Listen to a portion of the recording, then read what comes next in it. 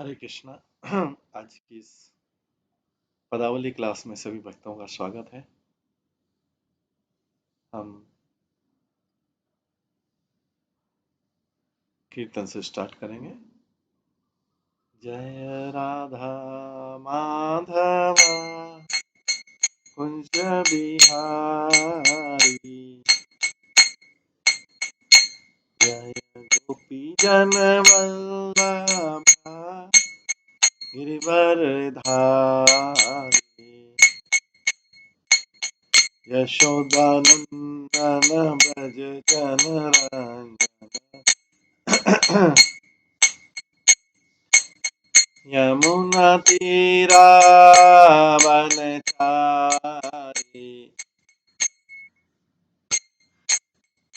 जय राधा माधव कुंज बिहारी। हरे कृष्णा कृष्णा कृष्णा हरे हरे, हरे राम राम राम हरे हरे, हरे कृष्णा कृष्णा कृष्णा हरे हरे, हरे राम राम राम हरे हरे, हरे कृष्णा कृष्णा कृष्णा हरे हरे, हरे राम राम राम हरे हरे, हरे कृष्णा कृष्णा कृष्णा हरे हरे, हरे राम राम राम हरे हरे, हरे कृष्णा कृष्णा कृष्णा हरे हरे, हरे राम राम हरे हरे, जय राधा गोविंद राधे,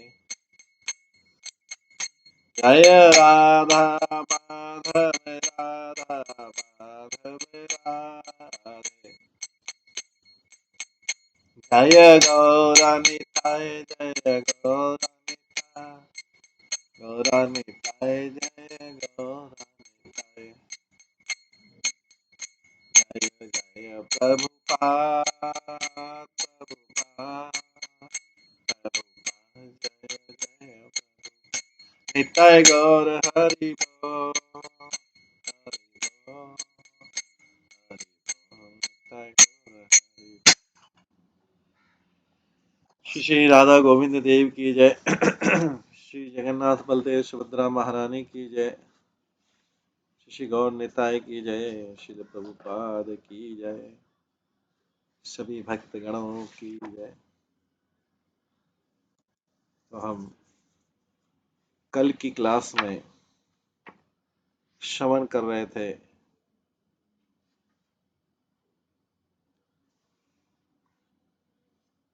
यशोदा मैया की महिमा, नंद महाराज की महिमा, माखन चोरी की लीला, गव्य हरणम, भगवान की शेषव अवस्था, शिशु वाली अवस्था, उन सबका वर्णन सुन रहे थे। इसके बाद अभी ये माखन चोरी की लीला कंटिन्यू है। उसके बाद में हम जो है भगवान का स्वप्न दर्शन की लीला का श्रवण करेंगे। यहाँ पे आज हम शुरू करेंगे, प्रारंभ करेंगे भगवान की जो माखन चोरी की लीलाएं चल रही थी उसी को आज कंटिन्यू करके उसके बाद 2 श्लोक के बाद हम श्रवण करेंगे दूसरे श्लोकों का, भगवान की स्वप्न की लीलाएं। तो इसमें आता है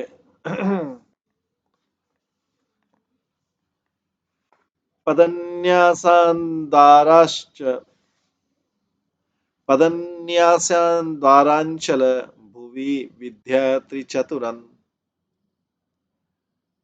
समन्ताद्लोलं न्याय युगलं दिक्षु विकिरणन् स्मितं बिभद्रः व्यक्तम् दधिहरन् लीला चतुधि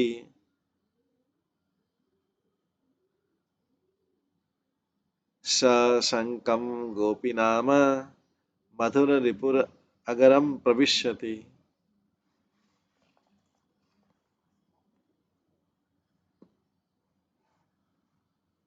तो इसमें 144 श्लोक में रूप गोस्वामी जी कहते हैं, अपने दरवाजे से 3-4 डग चलकर चारों ओर चंचल नयन युगल को फेंकते हुए ऐसा ऐसा करके स्पष्ट मंद मन मुस्कुराते हुए दही हरण लीला में चतुर सुचतुर बुद्धि वाले श्री कृष्ण भयपूर्वक गोपियों के घर में प्रवेश करते,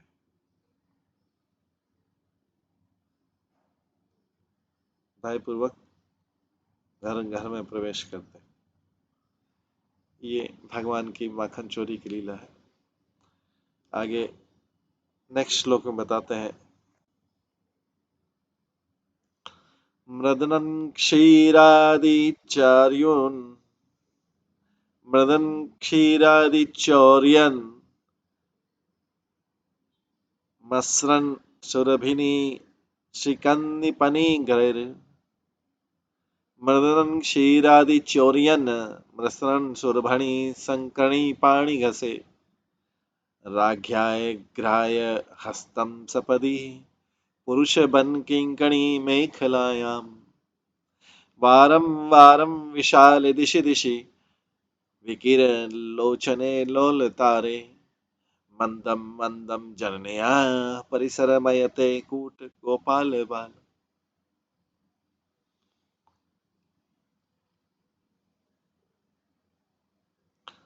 मृदन मृदनन क्षीरादि चौर्यन, इसे 145 श्लोक में कहते हैं,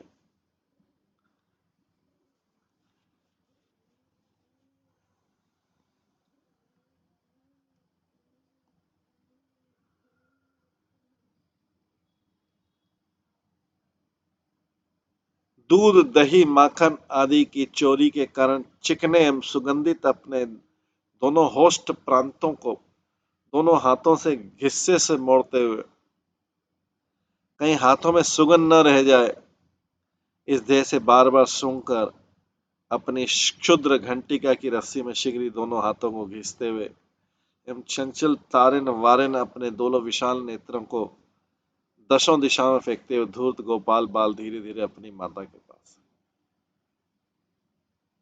चतुर गोपाल बाल अपनी माता के पास में ऐसे करके ऐसा करके माखन पहुंचते हुए चोरी की और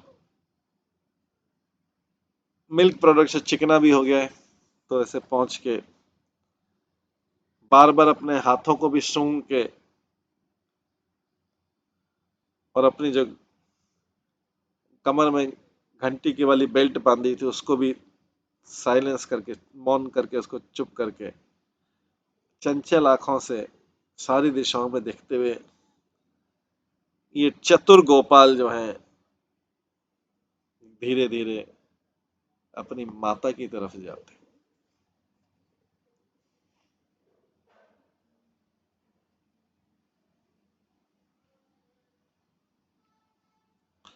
आगे लिखते हैं,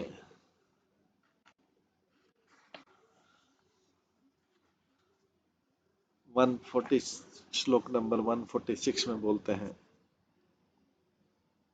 हरे स्वप्नादि, भगवान का स्वप्न दर्शन क्या होता है।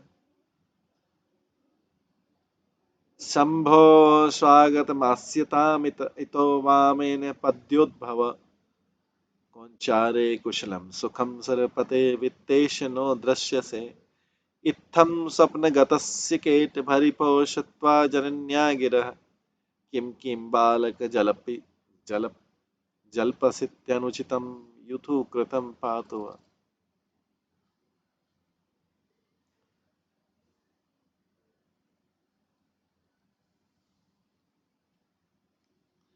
भगवान का स्वप्न दर्शन, भगवान स्वप्न में यहाँ पे भक्त मयूर बताते हैं भगवान की घटना की। एक दिन स्वप्न देखते हैं, श्री हरि कहते हैं, शंभो आपका स्वागत है, आप मेरी इधर मेरी दाहिनी ओर बैठ जाइए। हे ब्राह्मण, ब्रह्मा जी भी आ गए, ब्रह्मा जी आपका स्वागत है, आप इधर बाईं ओर बैठ जाइए। हे स्वामी कार्तिकेय तुम कुशल तो हो, हे इंद्र तुम सुखपूर्वक तो हो, हे कुबेर आप तो बहुत दिनों से दिखते ही नहीं, क्या कारण है। ये सब लोग आए थे मिलने उनसे। इस प्रकार स्वप्न में आए थे मिलने। स्वप्नगत श्री हरि के वचनों को सुनकर, वाक्य बोलकर यशोदा जी बोले, रहे लाला क्या अनुचित वाक्य बोल रहे हैं, ऐसे बोलने से मेरे कान पक गए। हाय हाय, सोते हुए भी मेरे लाल से क्या अलाए बलाए लग बैठी। ऐसे कहते वात्सल्य जननी ने लाला पर थुत्कार किया। वो निखिल कोटि ब्रह्मांड रक्षक की रक्षा प्राण श्री यशोदा जी का थुत्कार तुम्हारी रक्षा करे। यशोदा जी जो है इस प्रकार से उनको बोल रही,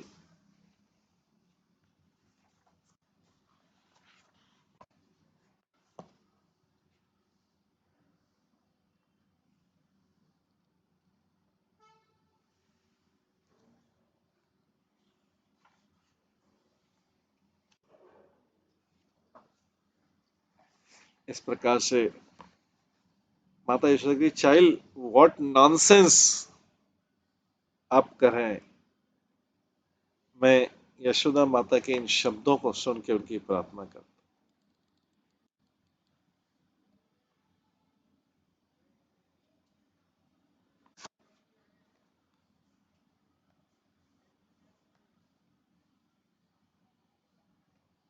इसके बाद आगे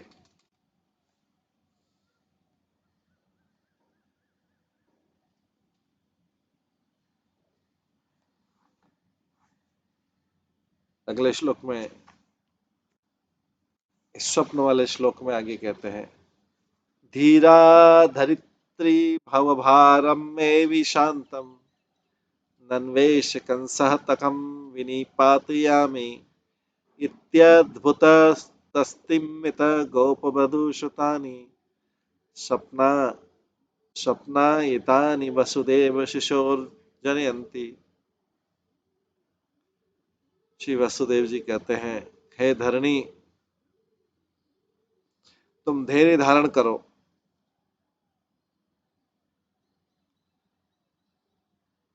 वसुदेव जी कहते हैं अपनी पत्नी यशोदा से,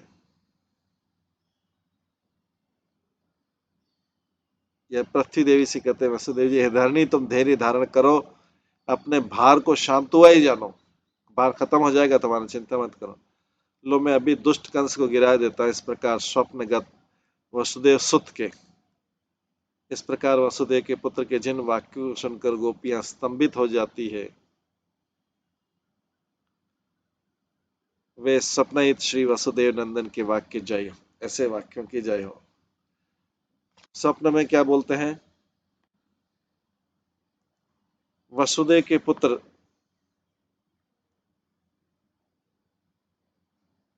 जो ये लिखा है ये भी कवि वसुदेव, वो पृथ्वी से बोलते हैं, कवि वसुदेव पृथ्वी से बोलते, पृथ्वी तुम धैर्य धारण करो, अपने भार को शांत हुआ जाए तो तुम्हारा भार खत्म हो जाएगा। लो मैं अभी दुष्ट कंस को गिरा देता हूं, अभी मैं।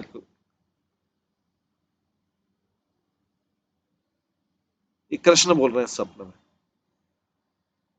इस प्रकार स्वप्नगत वसुदेव सुत के जिन वाक्यों को सुनकर गोपियां स्तंभित हो जाती हैं, वे स्वप्नायित श्री वासुदेव नंदन के वाक्य जय युक्त।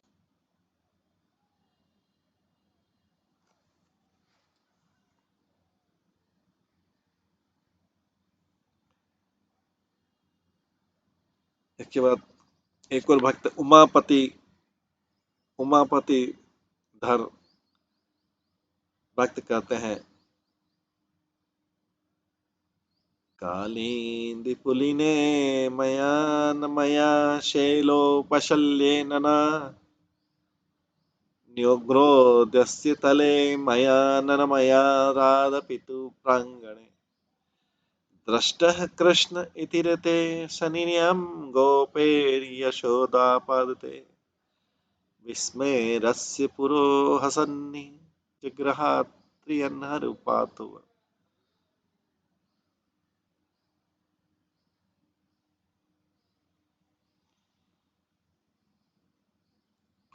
इसके पश्चात इंस्ट्रक्शन और दूसरी लीलाओं से जो कृष्ण के माता पिता को अद्भुत अनुभव देते हैं, मतलब सब लोग जब वो सुनाते हैं और या वो आदेश देते तो कृष्ण के ऊपर जो प्रभाव पड़ता है उसका अद्भुत अनुभव देख के भी बोलते हैं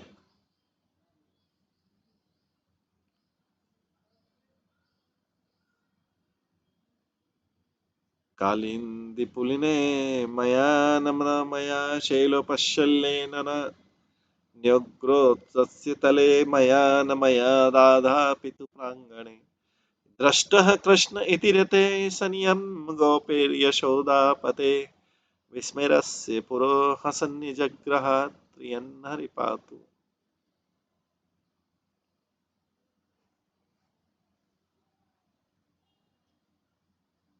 उमापति इधर कहते हैं कि श्री कृष्ण के सखा गोष्ठ में श्री कृष्ण को न देखकर शीघ्र ही नंद राय के निकट आकर पूछने लगे। श्री कृष्ण के फ्रेंड जो है,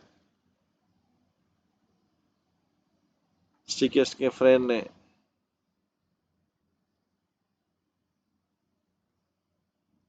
सखा गोष्ठ को श्री कृष्ण को न देखकर शीघ्र ही नंद राय जी के घर आकर पूछते हैं, बाबा श्री कृष्ण घर में आ गए क्या? तब नंद जी बोलते हैं, वो अभी घर नहीं आया, उसको तुम सब यमुनापुरी नदी में ढूंढो, उसको तुमको सबको यमुना के किनारे ढूंढो। ऐसा करने पे एक सखा बोला, बाबा मैं शपथ पूर्वक कहता हूँ कि यमुना के किनारे तो मैंने देखा नहीं उसको। दूसरा बोला, मैंने गोवर्धन के किनारे भी नहीं देखा उसको, तो गोवर्धन के निकट से लड़ा। तीसरा बोलता है, बाबा मैं तो सौगंध खाकर कहता हूँ कि मैं भांडीर वन में भी ढूंढते ढूंढते हार गया, पर कृष्ण वहां भी नहीं दिखे। चौथा बोलता है, मैं तो बरसाने से अभी अभी आ रहा हूँ, वृषभानु के आंगन में भी नहीं देखा। इन ग्वाल बालों के ऐसा कहने पर नंद जी के मुख पर जब अनिष्ट की आशंका से कुछ उदासी छा गई, उसी समय सामने से हंसते हुए अपने घर से निकलते हुए जो श्री कृष्ण दिखे वो तुम्हारी रक्षा।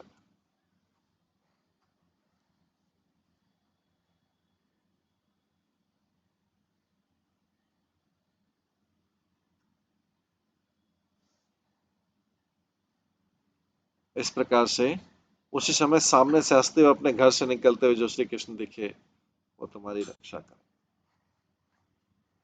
ये है कृष्ण के माता पिता के अद्भुत अनुभव।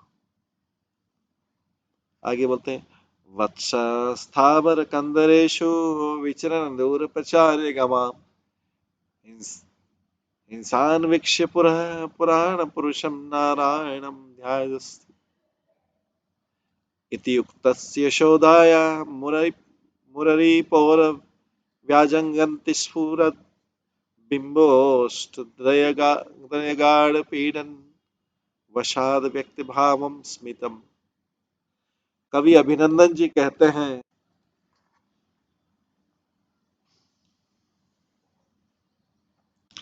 यशोदा जी शिक्षा देती है, यशोदा जी श्री कृष्ण को शिक्षा देती है, वत्स कृष्ण तू जब वृंदावन में अथवा गोवर्धन की गुफाओं में गाय चराते यदि दूर चला जाए और वहां यदि हिंसक जंतु जैसे सिंह बाघ आदि को तो देखते ही हमारे इष्ट देव पुराण पुरुष भगवान श्रीमन नारायण का ध्यान कर लेना, सब आपत्ति दूर हो जाएगी।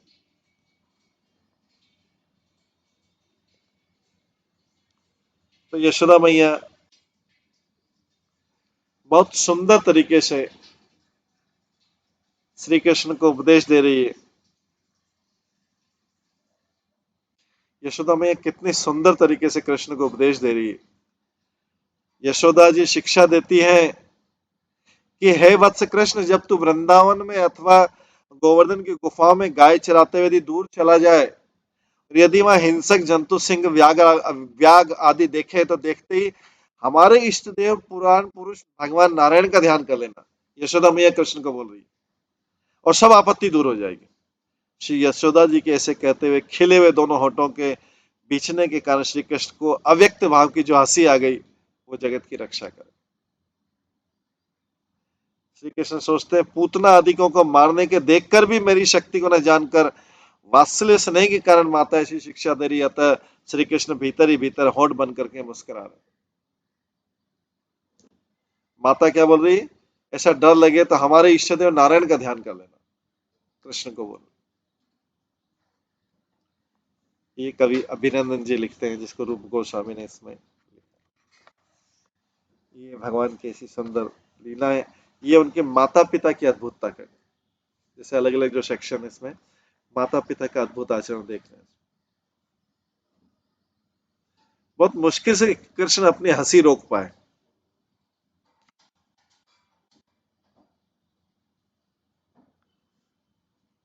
इसके बाद आगे अगले श्लोक में बोलते हैं,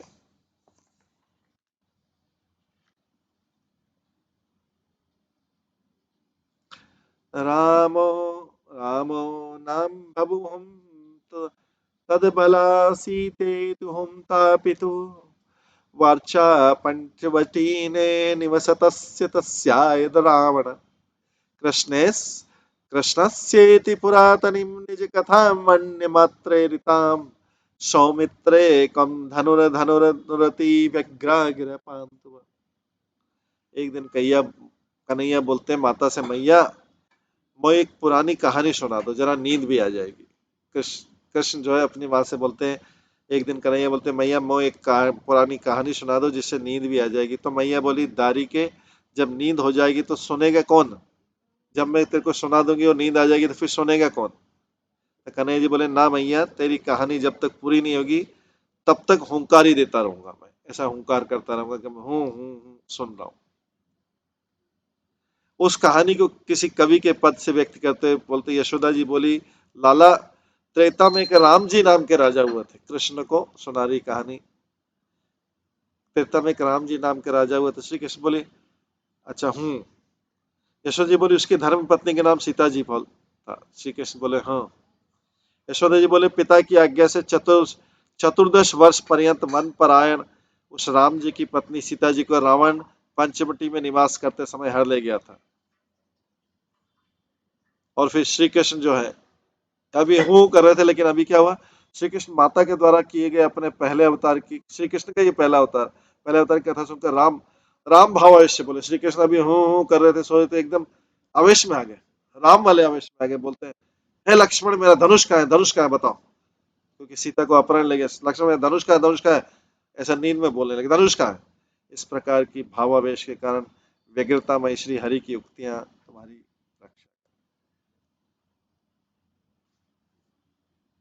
इस प्रकार से कृष्ण जो है कहानी सुनते सुनते नींद में अपने पुराने अवतार वाले में आ गए, रामचंद्र जी वाले अवश्य में आ गए। और उधर उनकी माता को बड़ा अद्भुत आश्चर्य हुआ कि ये कहाँ से बोल रहे हैं। इस प्रकार श्री कृष्ण जो है ये भक्त बता रहे हैं, ऐसी लीला कर रहे हैं श्री कृष्ण।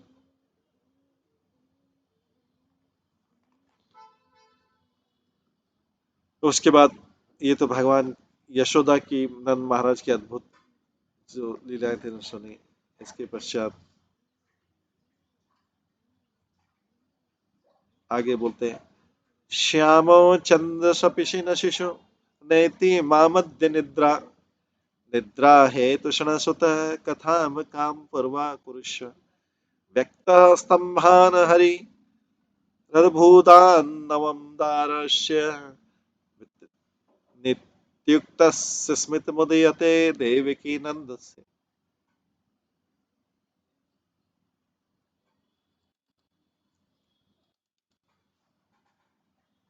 यशोदा जी एक बार कहती है, लाला कृष्ण, रात्रि बहुत व्यतीत गई है, देखो चंद्रमा भी ऊपर चढ़ाया, तू सोता क्यों नहीं?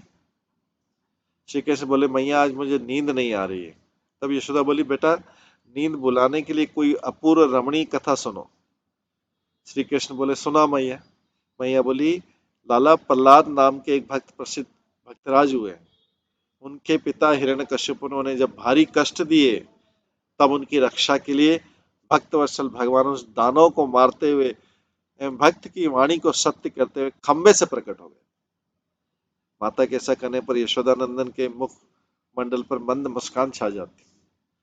श्लोकगत देवकी नंदन शब्द का यशोद श्लोकगत देवकी नंदन शब्द का यशोदानंदन ही अर्थ है। हे नामनी नंद भार्या यशोदा देवकी तथा इस प्रमाण से व्यक्त है कि नंद रानी के दो नाम है। तो यहाँ पे यशोदा माई का एक नाम देवकी भी है। ये पहले भी दूसरे ग्रंथों में भी आता है। यशोदा मैया का एक नाम जो है देवकी भी। तो यहाँ पे जब देवकी नंदन शब्द आ रहा तो उसका मतलब है यशोदा नंदन ही है। उसका श्लोक में जो देवकी नंदन शब्द आ रहा है, तो इस प्रकार से भगवान जो है मुस्कुरा गए जब उनकी माता ने कथा सुनी, मुस्कुरा गए, अपनी ही लीला स्वयं सुन रहे, माता के मुख से सुन रहे कहानी के रूप में। ऐसे भगवान जो है हमारी रक्षा करें।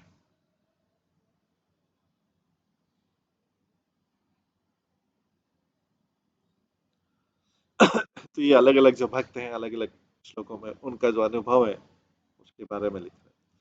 आगे अब गोरक्षादि लीला है। गोरक्षादि लीला में कहते हैं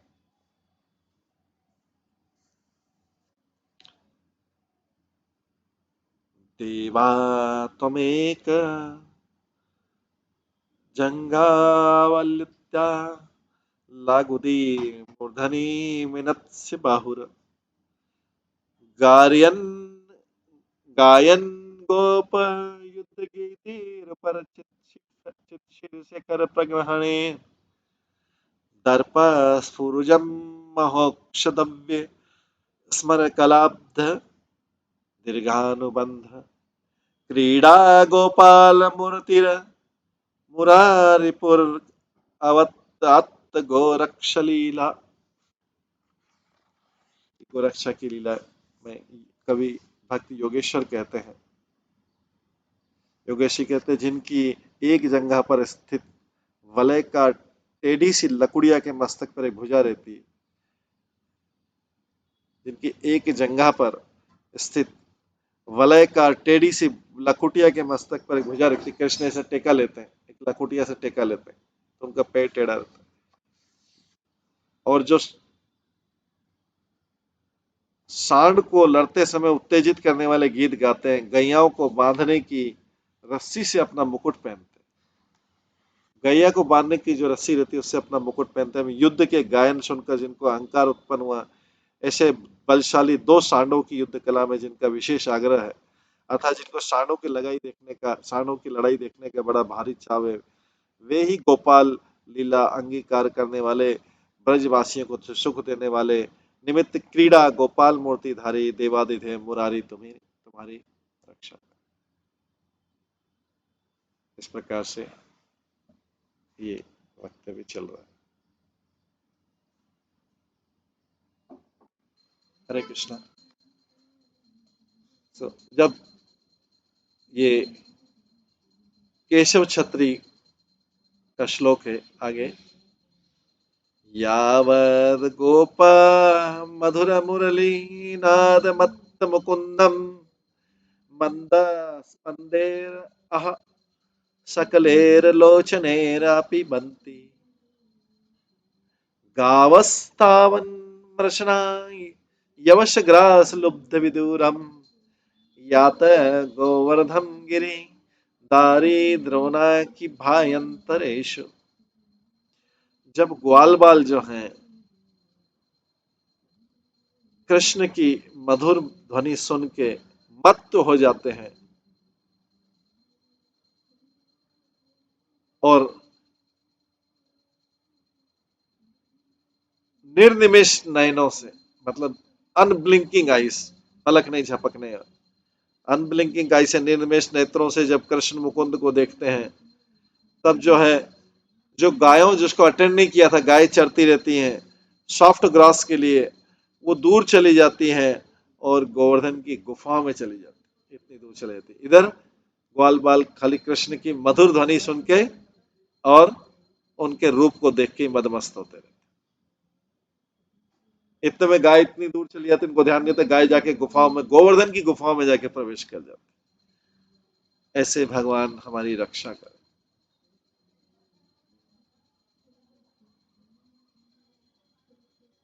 तो ये अलग अलग भगवान की अलग अलग लीलाओं करके फिर उनसे प्रार्थना करें, ऐसे भगवान हमारी रक्षा करें। अलग अलग कवियों की प्रार्थना,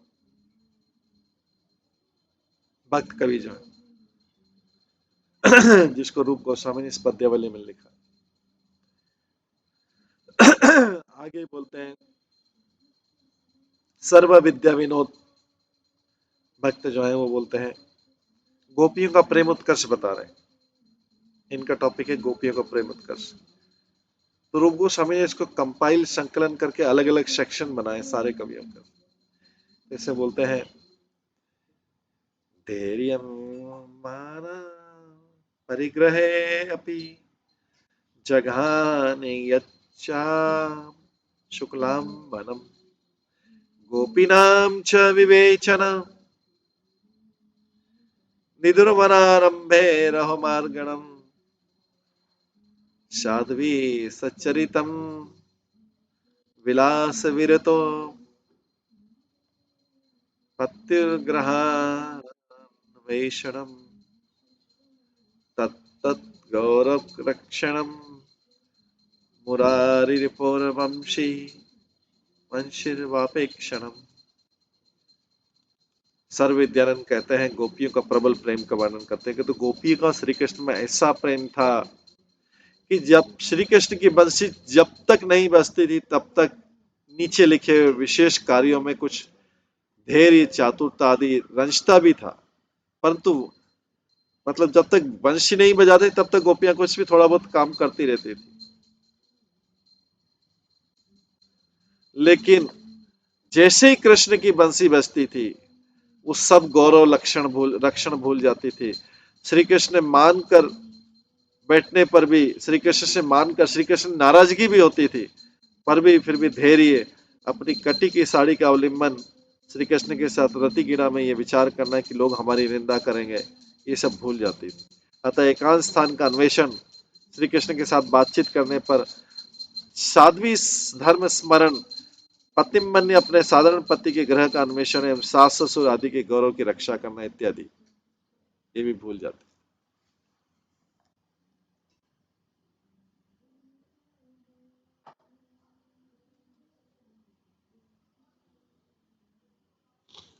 क्योंकि जो कृष्ण की धनी है वो उनकी पतिव्रता की प्रतिज्ञा को उनके हस्बैंड के घर को और उनके जो एल्डरली हैं एल्डरली लोग जो उनकी रक्षा करते थे उन सबको भूल जाते। कृष्ण की जैसे ही कृष्ण की बंसी की ध्वनि बजती जब तक बंसी नहीं बजती है तो कार्य करती रहती। ये है कृष्ण की गोपियों का कृष्ण के प्रति ये प्रबल प्रेम।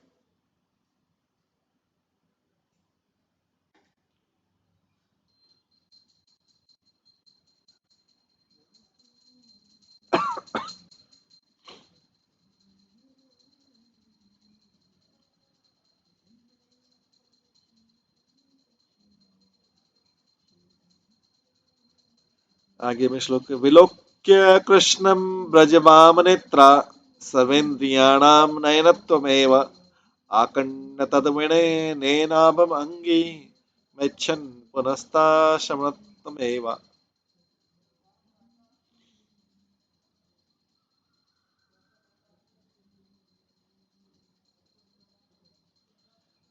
यहाँ पे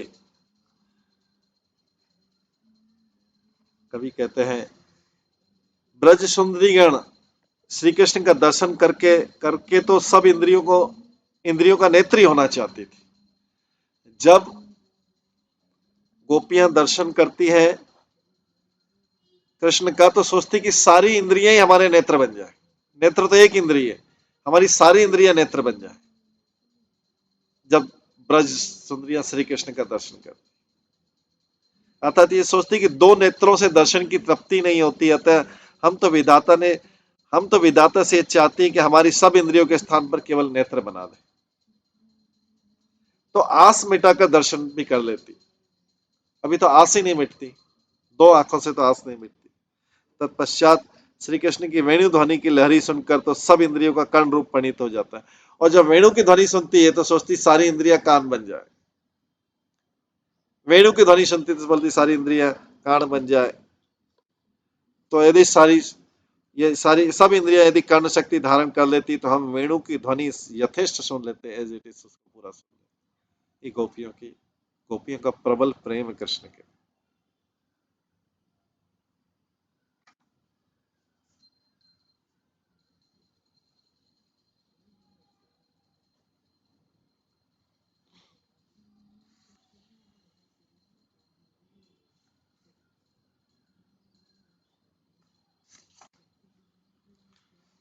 इसके बाद जो है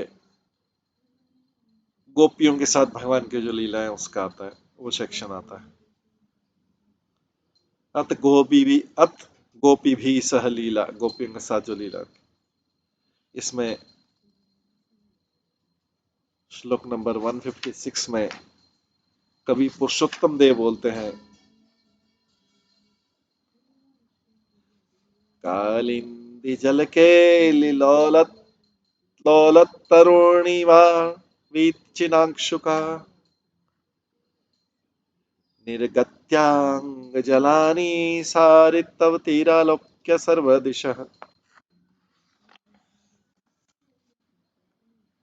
तीरोपान्त मिलन निकुंज भवने गुधाम चिरत पश्यत शौरे संभ्रम्य निमा विजयते साकूत वेणुध्वनि।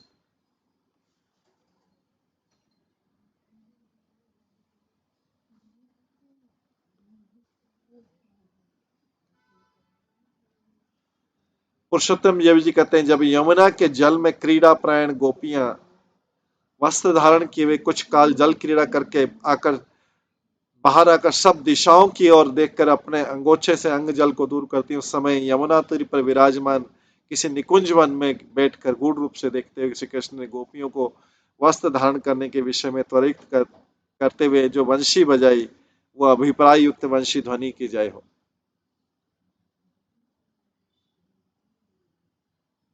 अर्थात वेणु ध्वनि सुनने से सब गोपियों को शीघ्र वस्त्र धारण करने पड़े। यहाँ पर ये ह्यूमरस वो है कि जैसे कि कृष्ण आने वाले हैं।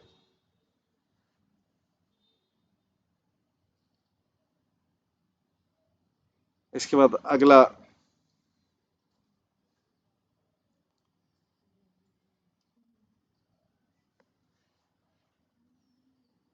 लीला श्रीमती राधा रानी का। पहली बार जब कृष्ण को देखा तो उनका प्रश्न, प्रथम दर्शन में राधा रानी की प्रश्न जो है वो आता है। इसको श्री चिरंजीव भक्त कहते हैं।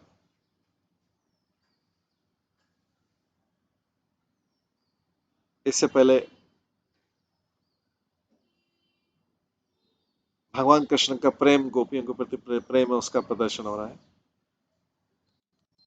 स्वेदा प्लावित पाणिपद्य मुकुल प्रकांतम कंपोदयाद विस्रस्ताम विजानतो मुरलिकां पादारविन्दोपरि लीलावेलित पल्लवी कवलित तस्यावन्तस्य वृन्दावने जियात कंस परिपौस्त्रिभंग वपुष शून्योदया फुत्प्रति।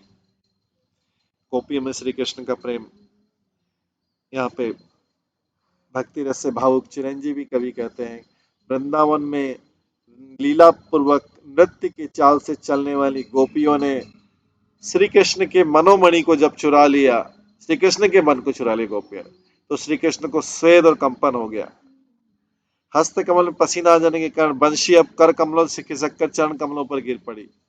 इस बात का भावोदय के कारण, इस बात का भी भावोदय के कारण जिसको जिनको पता नहीं लगा, तब मुख से केवल फुतकारी करें, बंशी है ही नहीं, और मुंह से महाराज बजाने करें। ऐसे प्रेम पुजारी बांके बिहारी त्रिभंगी ललित कंसारी, कंस की वध करने वाले कि शून्योदया, वो फुतकरी सदा विजय को प्राप्त करे। खाली मुंह से फूक लगा रहे, वंशी है ही नहीं।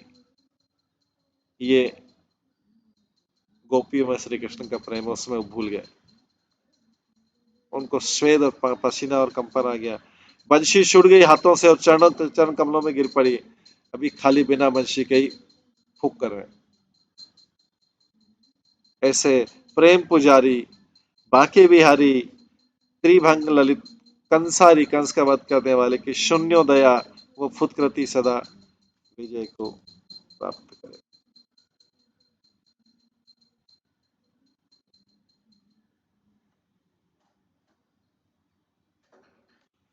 ये ऐसे फूक मारने को जो जिसमें साउंड नहीं है, क्योंकि बंसी नहीं, ये गोपियों के प्रति कृष्ण का प्रेम है।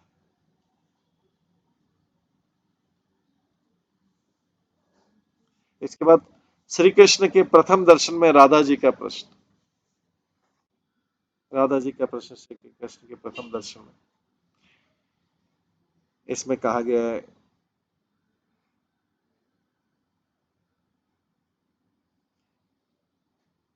भ्रुव भ्रुवल्लिताण्डव कला मधुर आमनश्री कंकेली कंकेली कोरका कराम्बिता करनापुर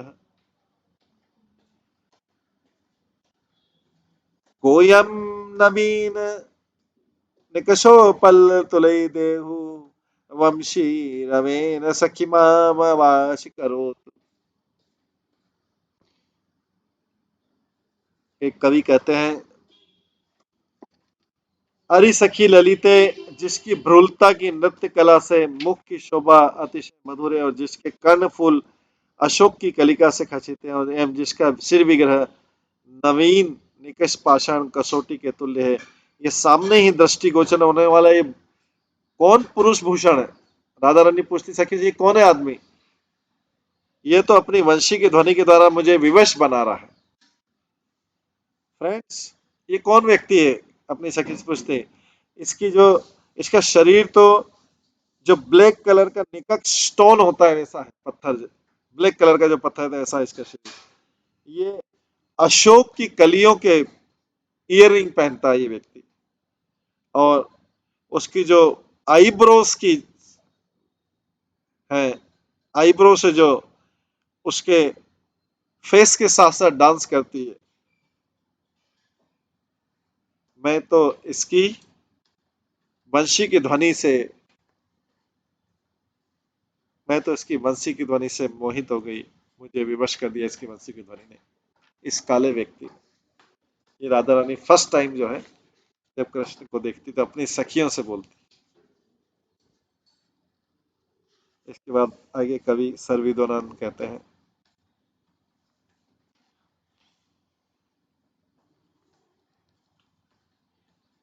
इंदीवरोदर सहोद में दुरर्षि वासो द्रवत कनक वृंदानिभम दंद दंधानः ददानः आमुक्त मौनि आमुक्त मौतिका आमुक्त मौतिका मनोहर हार बक्ष कोयम युव जगत अनंगमयम कोवद्युव जगत अनन्मयम करोति। फिर राधा रानी बोलती, ये टीनेज बॉय किशोर लड़का कौन है? एक इसने तो पर्ल का नेकलेस पहन रखा है चार्मिंग, इस लड़के ने तो इसके charming Neel Kamal necklace, charming Perl का नेकलेस पहन रखा है इसने, और ये तो पीतांबर पीले मोल्टन गोल्ड जैसे वस्त्र पहन रखे हैं इसने,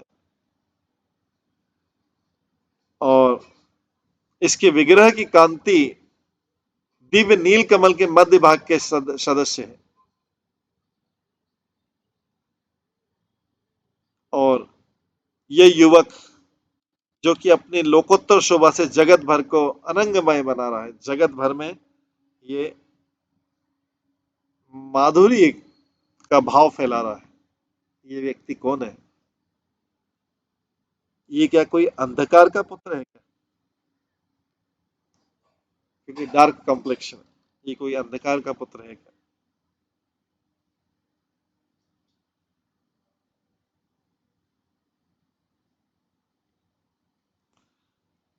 आगे फिर बोलते हैं इसी प्रकार का श्लोक है, ये राधा रानी और कृष्ण का मिलन का फर्स्ट टाइम मिलन का। राधा रानी की सखी ललिता उत्तर देती है इसके बारे में। फिर ललिता बहुत चतुर है, ललिता उत्तर देती है राधा रानी की बात का।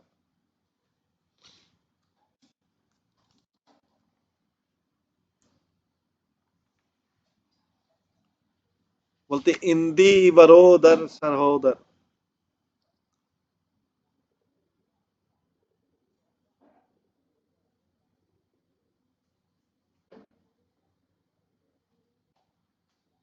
सखी का उत्तर है श्लोक नंबर 160 में, अस्ति कोऽपि तिमिरस्तन धन्य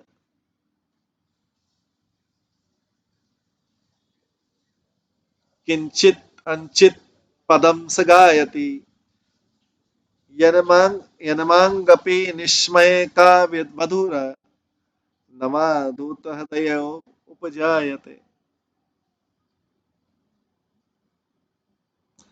ललिता सखी बोलती है श्रीमती राधिके, ये तो लगता है कोई अंधकार का पुत्र है। तब राधा रानी बोली सखी अंधकार का भी पुत्र होता है क्या? तब ललिता बोली नहीं सखी, अंधकार के समान काले वर्ण का कोई बालक है, बहुत मनोहर मनोहर पद गाता है, जिसके एक टुकड़े को सुनकर भी कोई ऐसी ऐसी कौन नववधु है जिसका हृदय कंपित न हो जाए। तो पहले वो बोलते अंधकार का पुत्र होता है क्या? राधा नहीं बोलती, क्योंकि पहले ललिता बोलती कोई अंधकार का पुत्र लगता है। राधा बोली सखी अंधकार का भी पुत्र होता है। ललिता बोली नहीं सखी, अंधकार के समान काले वर्ण का कोई बालक है ये, बहुत मनोहर पद गाता है, जिसके एक टुकड़े को सुनकर भी ऐसी कौन नववधु होगी जिसका हृदय कंपित न हो जाए। ये राधा रानी और सखी के बीच वार्तालाप चल रही कृष्ण के बारे में।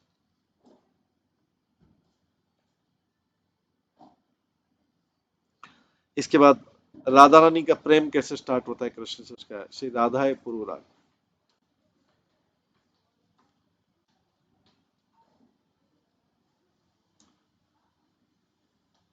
मनोगताम मनमत बाण बाधम मनोगताम मनमत बाण बाधम अवेद्यन्त्व तनोर्विकार दीनानना वाच राधा तदा तत् आली जन सम्मुखे स।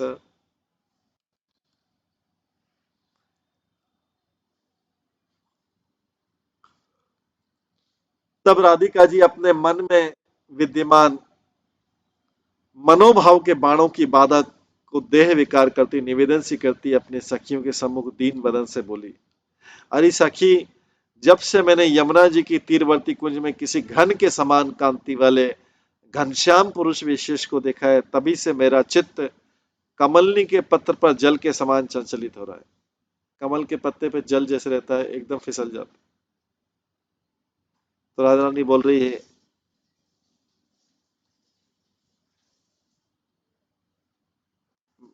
जो है, जब से मैंने यमुना की तीरवर्ती कुंज में किसी घन के समान कांति वाले घनश्याम पुरुष को विशेष को देखा है, तभी से मेरा चित्त कमलनी के पत्र पर जल के समान चंचलित हो रहा है, इतना चंचल।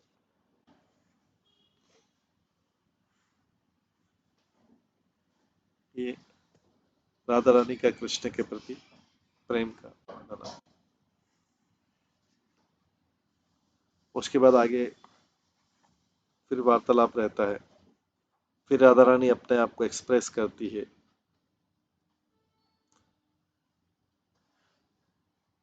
अकस्मात् एकस्मिन् पथि अकस्मानेकस्मिन् पथि सखी मया यामुना तटं व्रजन्त्या दृष्टोऽयं नवजलधर श्यामलतनु सद सदृग्भंग्या किम वाकुरत नहीं जाने तत इदं मनो में व्यालोलम कचन ग्रह कृत्तेन बलते।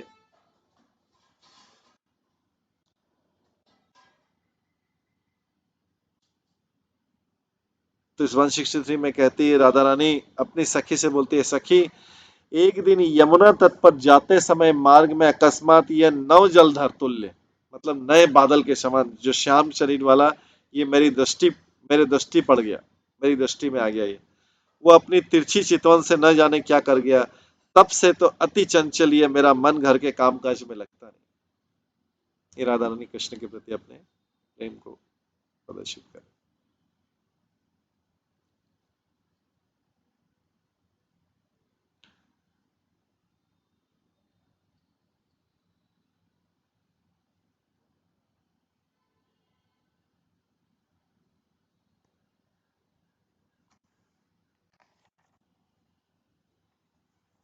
ये इसका अर्थ था, जिसका श्लोक था यद अवधि यामुना कुंजे घनरुचिर्वलोकति कोपि नलिनी दलैव सलिलम तदवधि तरलायत चेत, ये इसका अर्थ था।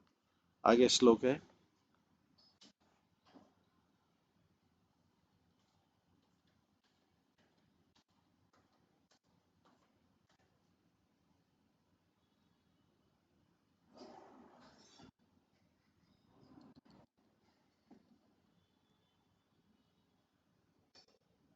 164।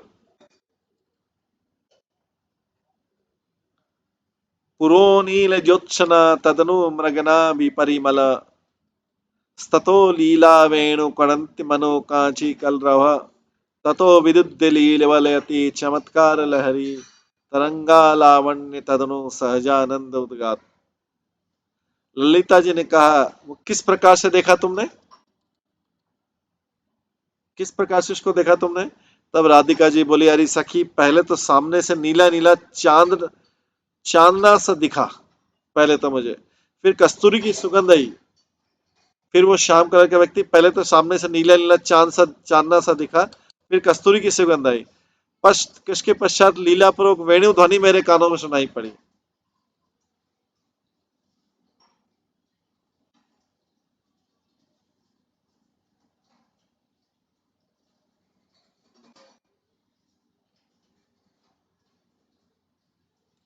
फिर उसके बाद में विद्युत लता से तदंतर कौंधनी का मधुर शब्द सुनाई दिया।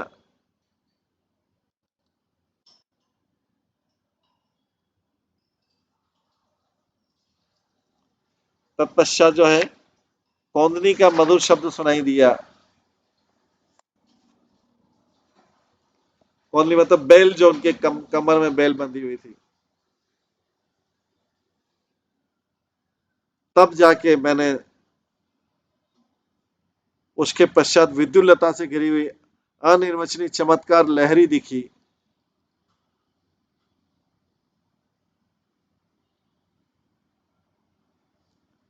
उनकी तरंगों से मूर्तिमान लावण्य उत्पन्न हुआ, फिर तो सहज आनंद ही प्रकट हो गया, स्वयं प्रकट हो गया।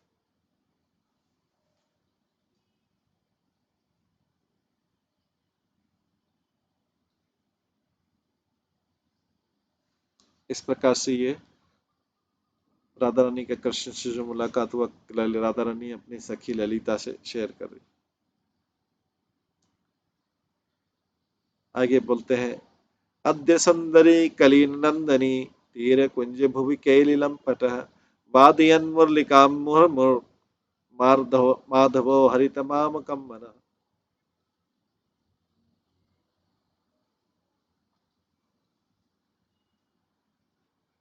उसके बाद राधा रानी 165 नंबर श्लोक में बोलती आई सुंदरी ललिता सखी से बोलती मैं अपनी दशा का दिग्दर्शन तुम्हारे सामने कहाँ तक करूं, मैं अपनी दशा का वर्णन तुम्हारे साथ में कहाँ तक करूं।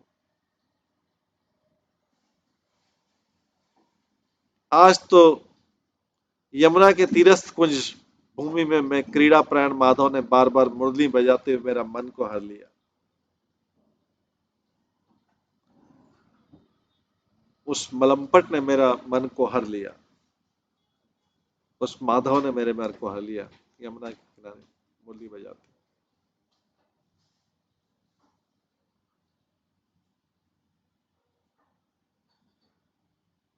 इस प्रकार से ये जो है इसमें वर्णन चल रहा है। राधा रानी अपने प्रेम को प्रदर्शित कर रही है अपनी सखी के साथ में। तो आज इसको हम यहीं पे विराम देते हैं और इसके बाद का जो है श्लोक हम आगे का जो है हम कल की क्लास में श्रवण करेंगे। आज की क्लास को यहीं पे विराम देते हैं। सभी भक्तों का बहुत बहुत धन्यवाद।